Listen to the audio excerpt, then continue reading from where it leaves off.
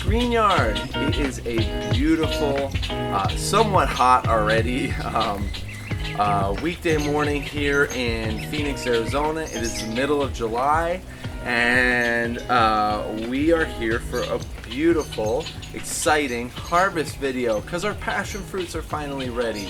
I know I did a growing video on our passion fruits about a month and a half ago, almost 2 months ago, and talked a little bit about how to grow passion fruits here in the Phoenix area, how much they take over, because they kind of take over a little bit. You can see even here I have this vine just hanging here because it's growing off our mulberry tree. The actual roots of this vine are all the way over by our shed, so it's growing up and around and all over to get to this point. I will be trimming this guy back. This is our purple possum. You can tell because the trunk is actually green instead of black, so that's how we know it is a purple possum. Behind me we have our yellow passion fruit, our maracuya.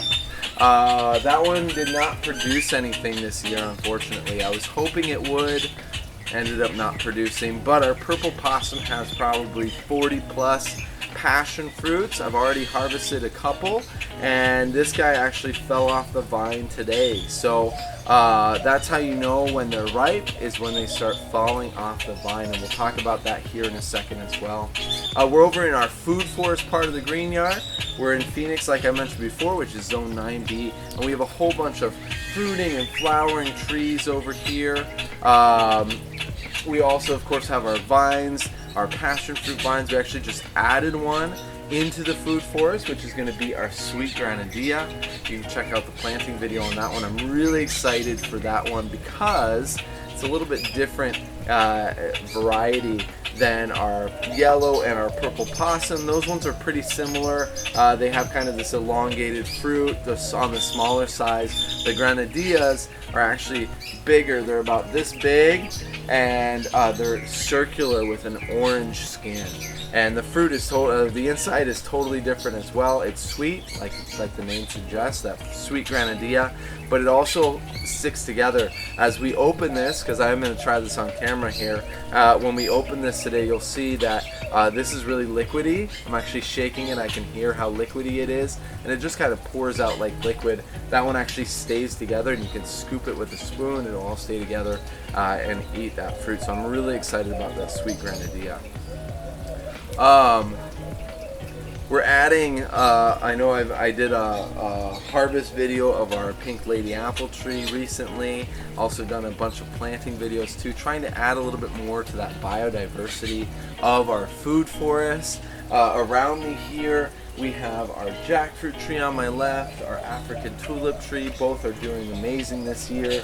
Our Kerry mango, which has our Kerry mangoes on it, they're actually getting to the point they're probably going to be ripe here in about a month or so. Beginning of August is when they ripened last year. Of course, our yellow maracuya.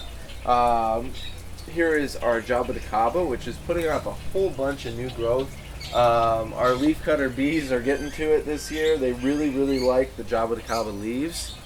I don't know why, but they really cut up that new growth. I'm okay with that. I mean, the plant, it's not really hurting the plant that much, so I'm okay with it. Here is one of our 3 papayas that we have in the ground. This one's not getting enough sun, which is part of the reason it is not flowering yet. Our other 2 are flowering. They get a lot more sun than this guy. I'm working on a solution there. Plumeria, soursop, and a whole plethora of other fruiting and flowering trees here in the food forest part of the green yard.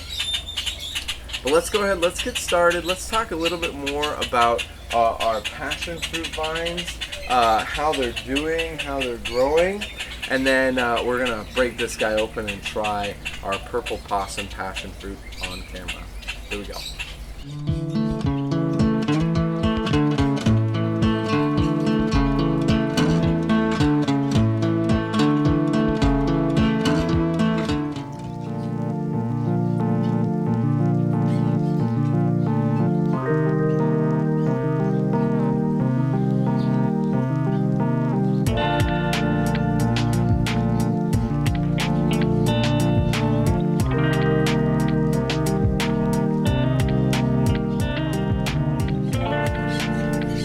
have one of our beautiful butterflies flying around our passion fruit. These are our I believe they're fritillary, if that's, I'm probably saying it wrong. I'll include a description in there, but they're these medium-sized orange butterflies. They really like passion fruits. In fact, most of these leaf decay here that you see is due to their caterpillars that they lay. Their caterpillars are also very unique. They have kind of this orangey look to them with spikes on them. Definitely, I'm okay with it because I get the benefit of having those beautiful butterflies in the food forest part of the green yard.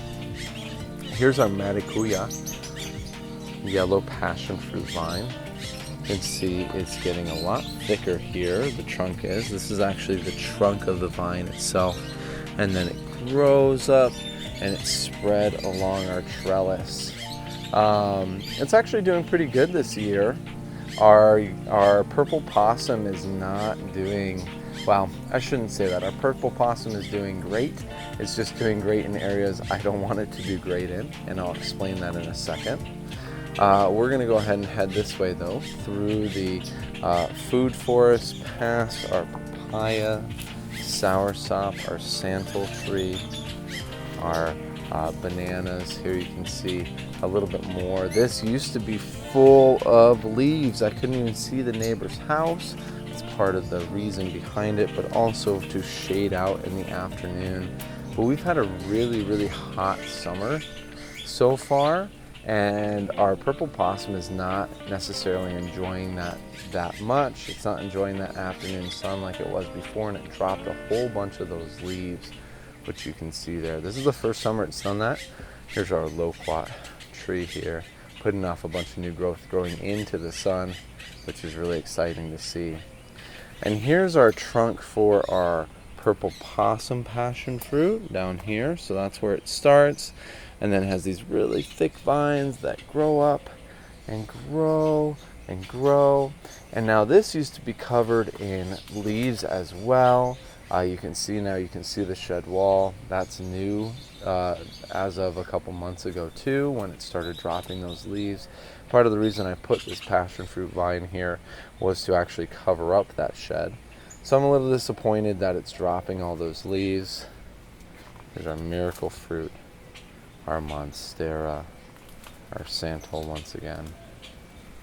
But what's interesting is that we're finding that the areas over on the other side of the shed that get that morning sun, kind of like how this maracuya only gets that morning sun. It gets a little bit of afternoon, but mostly morning sun. We're finding that those areas are doing really, really well. So I'm thinking maybe as they get older, they want to have a little bit more of that morning sun and a little less afternoon sun. I don't know, like I mentioned before, I'm not an expert. I am just doing trial and error and sharing my experiences with you. I also know that passion fruits don't live necessarily that long. I think it's 5 to 7 years is their lifespan, and that purple possum is about 4 years old, so it might be getting close to the end of its lifespan. Now, I have tried taking a few cuttings to root out those cuttings due to suggestions from a lot of you guys, my viewers, last time I did our passion fruit. So let's go ahead and let's try that purple possum passion fruit. Here we go. So I know we've been waiting for trying this passion fruit. Now that I'm a little bit closer to the camera here, I wanted to show you. So with our purple possums and our yellows, they end up wrinkling. You see how this is all wrinkly here? So they end up getting all wrinkly. And then this one, because it's a purple possum, you can see it's starting to turn that purple color. What I've learned, both in my experience and from other people that grow this, is as soon as they fall off the vine, you obviously pick them up so something else doesn't eat them. Usually they're going to be more of that wrinkly color like this one is, and then you actually take it inside and you let it purple up. It'll actually ripen. I experienced this last year. When I took them and let them sit on the counter for a while. They get a lot more wrinkly. The whole thing will become all this wrinkly skin here, and then they turn a dark purple color, and that's how you know that they're ready to eat. You can eat them like this, but they're just going to be more sour. For me, I'm excited for the sweet granadilla because I would be able to actually eat those. These are too sour for me, so I put them in my smoothies. I make drinks out of them. My wife's from Peru, and in Peru they out with a maracuya, the purple passion fruit behind me, which tastes very similar to this, by the way. They make maracuya, which is like a passion fruit lemonade out of these guys, and so they add sugar to it. They make it so that it's not quite as sour as this guy is here. But let's go ahead and open them up. The skin is really leathery, so it's hard to get into, so you just kind of poke it with your fingernail and it kind of pops. You heard that pop there, and you can see it's open now. And then you just kind of pop it around, peel it out as best you can. I'm trying to do this one-handed, so while I'm doing this, let's talk a little bit about our growing our passion fruit. You can watch the whole video on it as well.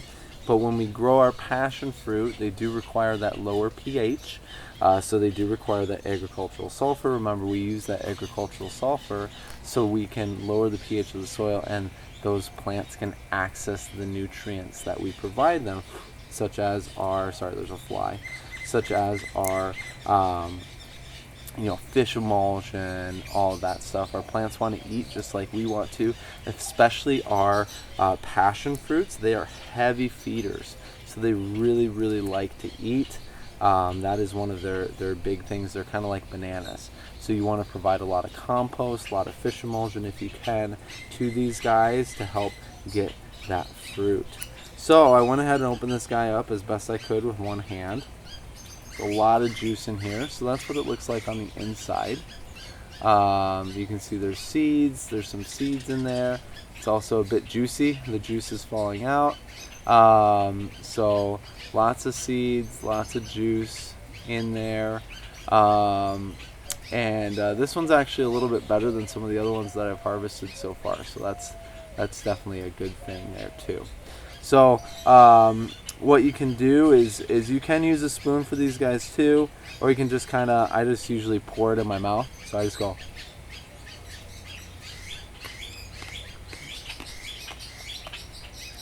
It's a little sour, but this one's actually sweeter than the ones I've harvested so far. You chew the seeds, you can hear it crunching there. So you do chew the seeds, that's part of the experience with these passion fruits. And this one's actually really good. This one's really good, really sweet. I'm actually a little shocked by how good it is.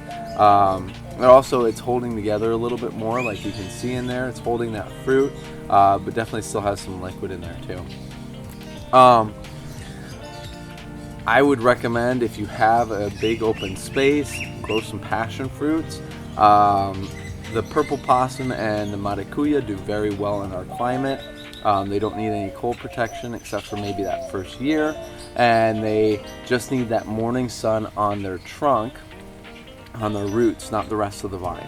So make sure that those roots are in the shade, but it will grow into the sun. It wants our full sun, and they create this really delicious, interesting fruit, and they're really good in drinks and stuff. Little short harvesting video here. I'm gonna go ahead and enjoy my maracuya a little bit more. It is actually, this is purple possum. I'm gonna enjoy my purple possum a little bit more. It is actually very good today. I bet if I let it ripen a little bit more and let it turn to that purple color, it would be even better. If you have any questions, please feel free to comment below. Be happy to answer them. I've been having these guys for quite some time, so I can answer some questions about growing them in Phoenix. And then, of course, if you want to see any of our other fruiting or flowering trees in a video, please feel free to make a comment below as well. I'll work on getting that video put out there. As always, live green, plant lots, and of course have fun. We'll see you next time.